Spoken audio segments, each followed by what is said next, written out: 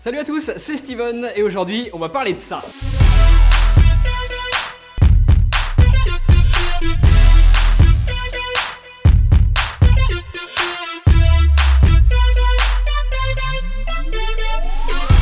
Jusqu'à présent, pour jouer et même pour regarder des films, j'utilisais cet immense écran incurvé. Donc quand LG m'a contacté, il m'a dit hey, écoute Steven, on a un nouveau projecteur qu'on aimerait bien t'envoyer pour que tu le testes et pour que tu nous dises ce que t'en penses.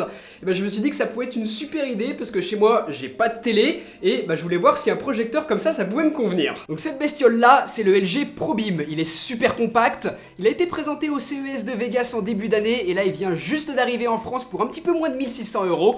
On va tester ça.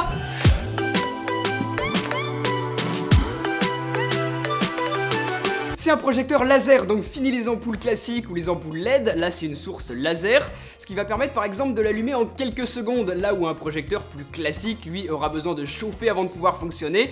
Là celui-ci, on l'allume et on l'éteint, c'est quasi instantané, et en plus de ça, il va avoir une durée de vie assez énorme. Admettons qu'on l'utilise 8 heures par jour, ce qui est déjà vraiment beaucoup, et il durera jusqu'à 7 ans. Si l'idéal serait d'avoir une toile de projection, moi j'ai un immense mur tout blanc, il est très lisse, donc ça fait très bien l'affaire, et c'est là le premier avantage d'un projecteur comme celui-ci par rapport à une télé. On peut afficher une image sur 120 pouces au maximum, donc 3 mètres de diagonale. C'est le double d'une bonne télé. La bague sur l'avant permet de faire la mise au point et la définition Full HD sur une si grande surface d'affichage, ça permet une vraie immersion et plus de réalisme. Le Full HD c'est ce qu'il faut. De la HD c'est bien trop peu pour avoir une qualité d'image qui soit satisfaisante et la 4K aujourd'hui ça coûte encore une fortune et c'est plutôt réservé au secteur pro. Du Full HD comme ici c'est tout à fait suffisant pour pouvoir recréer une petite ambiance cinéma chez soi si on arrive à faire le noir total et qu'on a un bon recul parce que c'est pas du tout un projecteur courte focale.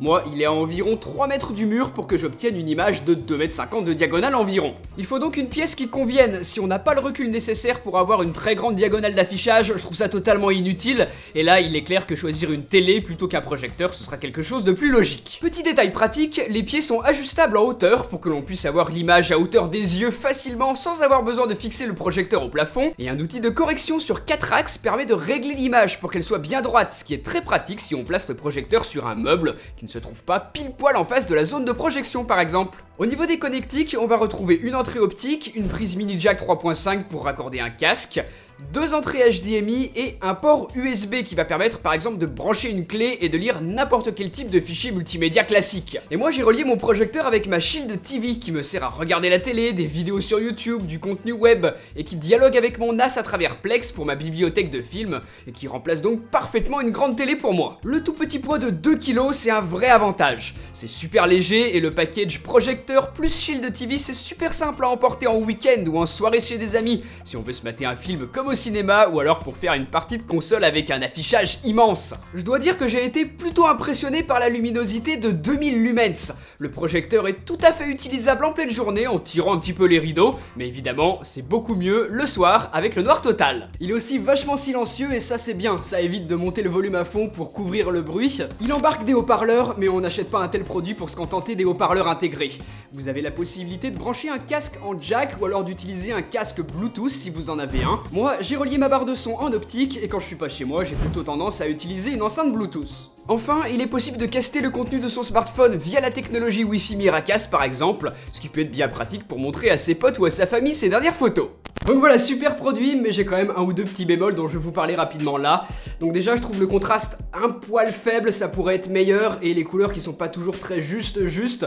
Par exemple, les noirs sont rarement noirs, ça a plutôt tendance à tirer vers le gris.